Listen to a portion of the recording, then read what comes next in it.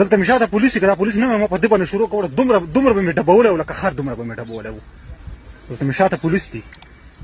یو افغاني لګېدلی دی او قمر باجوا صاحب ته یې ډېر زیات بد رد ویلي دي، د هغه بې عزتي کړې ده د هغه دغه ښځې د مخې. دوستانو دا ویډیو به تاسو سره شیر کوم او دا به راته هم وایم چې آیا د افغاني ښه کړي دي او که نه بد یې کړي دي.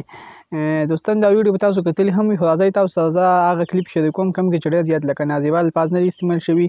نو دا تاسو وګورئ، دا پس تاسو سره یو څو خبرې کوم او ویډیو خپل دوستانو سره هم شریکه کړئ. راځئ تاسو دا ویډیو وګورئ. पुलिस तक बुलाओ पुलिस को बुलाओ.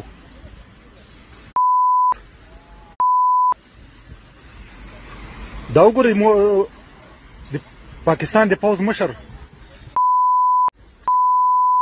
اوس دلته راغلی ده په اروپا، دی ورسره ناسته چې دا یې ښځه ده.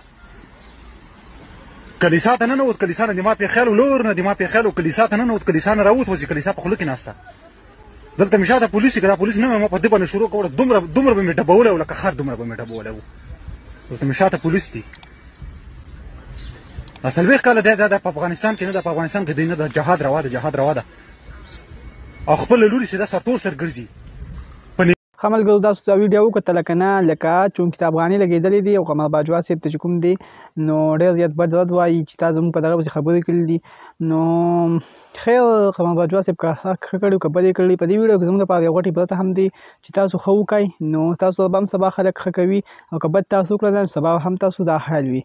خو بل به راشو مونږ دې سیټ ته چې تا چې د افغاني چې کوم بد رد ورته ویلي، کوم کنځلې ورته کړي دي، هم د ښځې د مخې یعنې د ښځه موجود وه او د ښځې د مخې ورته ډېر زیات کنځل ویل دي، او چونکې ده ورته بیا څه هم نه وی، د مجبورۍ د وجې ولاړلې او د هغه ځای نه ووتو او لاړلې.